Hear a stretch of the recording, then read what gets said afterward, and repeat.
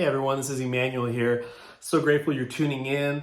I always want to kind of give some type of value in regards to energy medicine, body code, because I know there's someone out there that's going to really benefit from this information. So today I want to talk about this thing called, it's an interesting thing, contracts, pacts, oaths, promises, different types of contractual agreements created energetically through your subconscious to someone else, to an organization, to a group of people, to a sibling, to a twin flame. There's all these different types of different agreements your subconscious can make. And it's really interesting because one of the major things that's a big problem out there is that we have a tendency to sabotage.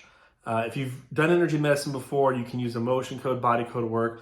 But there's things that are even deeper. For example, even if you do a ton of body code sessions, you could have something there's sort of this resistance to fully cut something off or to fully embark on something new.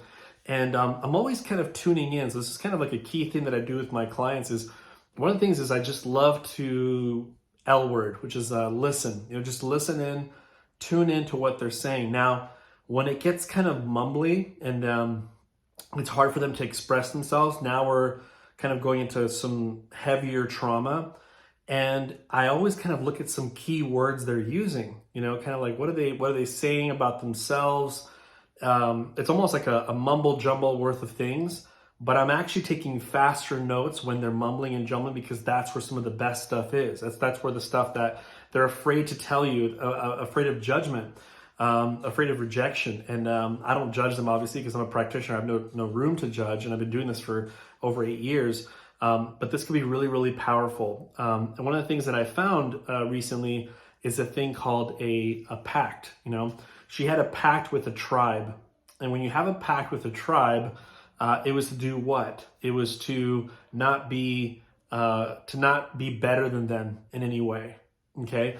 And for some reason, whenever she got better with health or whenever she got, moving along in a business, something would always happen to her and push her back. And so I asked if there was anything below that. So I was muscle testing her long distance and asked, is there anything that's kind of adding to that or kind of making the pact stronger? And there was lots of memories of defensiveness. She realized this is with her siblings. Her siblings, it's almost like you can't be better than them. And so she made this energetic pact to basically never offend them in any way, which is to never get ahead. So she did that subconsciously. She doesn't even know she has it. But she could see like, oh, this has to do with my siblings. They're always, attacking me about what I'm doing. And so I have to kind of stand a little defensive.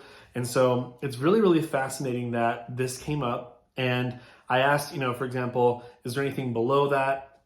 And I just removed as much as I could below this pact. And here's the fun part. Once I removed as much as I could, then I released that pact and it wasn't there with her anymore. And I guarantee she's going to see some huge changes and shifts in her life because she's not contracted to someone to do something or to be something or to, I owe you something, which can create sort of codependency symptoms. And so basically I asked her body if she needed a new promise or a new pact, and her body said yes. And so I tuned in to her higher self to see what does your higher self want to put out there? And it said that she wanted to make a pact with herself to always follow what God wants her to be using her gifts and talents. And I was like, is that right? And sometimes I have to change variations of the words, but that's kind of what I intuitively, because I have a clair that I kind of know things. And so it just kind of came to me.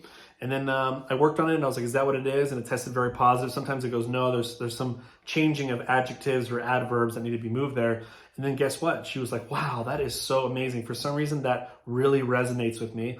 I go, great, because it resonates with your higher self. I wish those were my words, but those are your higher self. And we installed the new one in there. So I'm excited to see what changes happen to her. I've removed a lot of oaths, pacts, promises, contracts, all these different things. And the sabotage factor goes way, way lower. So you may have one of these and they could be sabotaging you in one way or another. So hopefully this kind of gives you a little tip about kind of like what are other things that are holding us back that you have no idea could be holding you back. You could have a contract with a partner, you could have an oath to a religion, you could have just many different things that again hold you back and are trying to prevent you from being your true version of yourself. So hopefully you like this little tip here and you like this story, and look forward to adding more value in the future. Take care, guys. Bye.